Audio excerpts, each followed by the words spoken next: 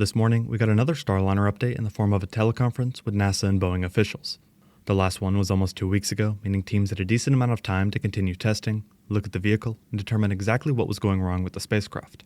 Even still, no official return date has been set, and instead, they mentioned that an optimistic reentry date would be around late July. Combine this with crew rotations expected in the middle of August, and Starliner might stay at the station quite a bit longer. Here I'll go more in depth into this newest update, the state of Starliner, current test results, and more.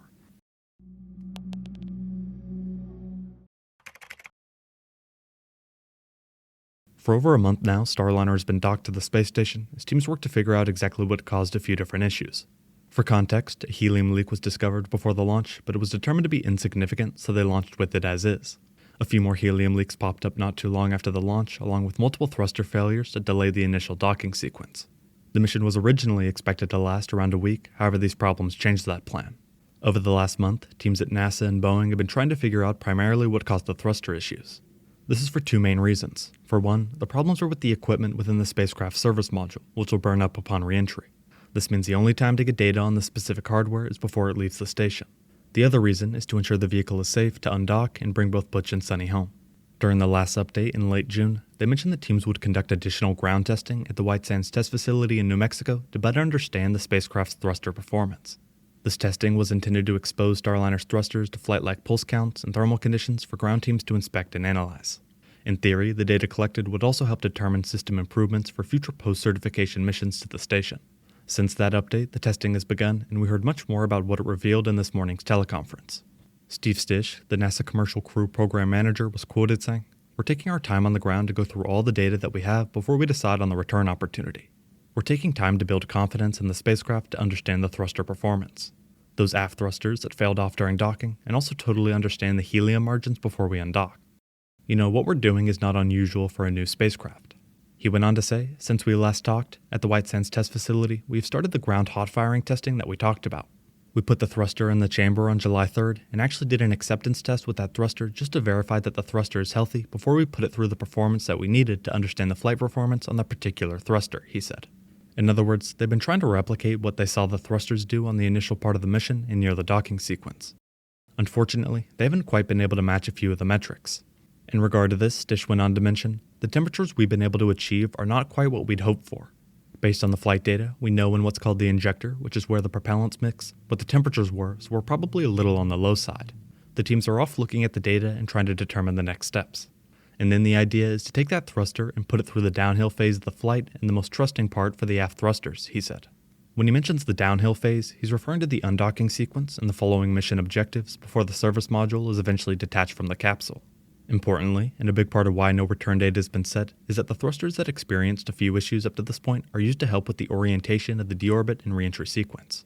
In terms of the helium leaks, Stish said, "On the helium leak, we hope to bring that into the Starliner mission management team for final resolution later this week. The team has been working very hard to try and understand that story, to double and triple check the margins related to the rest of the flight. And then a lot of testing has happened at the Marshall Space Flight Center." He also reiterated, "Starliner is a go to return in an emergency. If the crew needed to return at any point in time, it's go to return for any kind of emergency on the station," he said. For a regular scheduled return, they still have some checks and certain procedures along with the results they need first. As far as the timeline goes, there still is a lot of unknowns. They mentioned that they hope to complete the testing at White Sands by the end of this week or over the weekend. If that were the case and the results were promising, a return late this month could be possible. However, he mentioned that a departure in July would be optimistic, which suggests August is much more likely. This also doesn't factor in possible changes based on what they find with continued testing over the next week or so.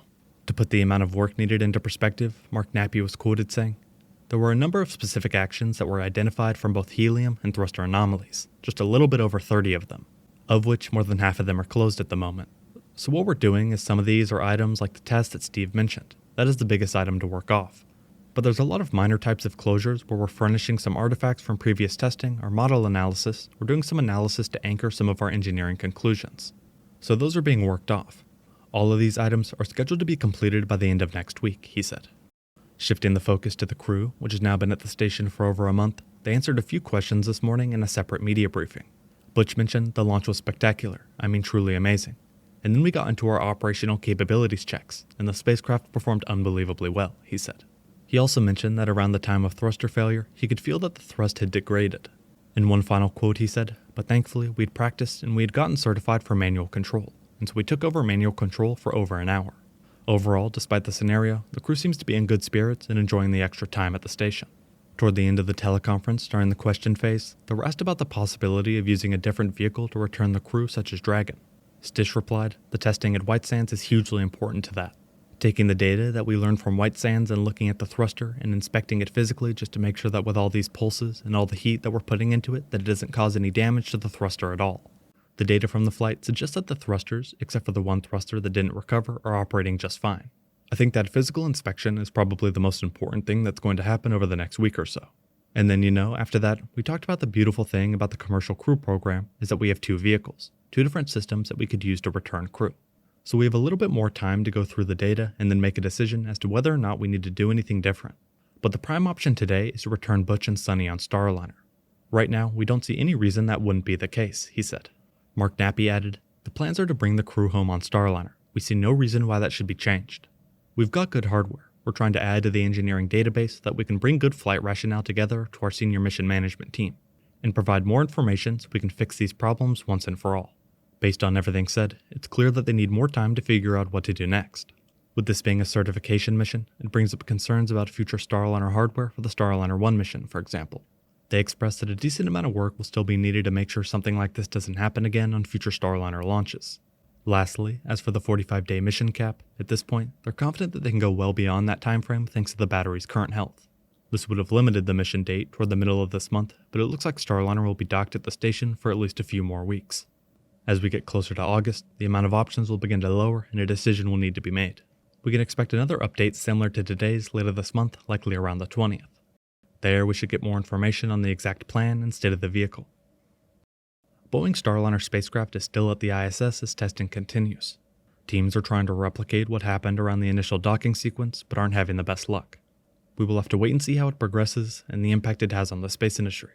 Thank you very much for watching.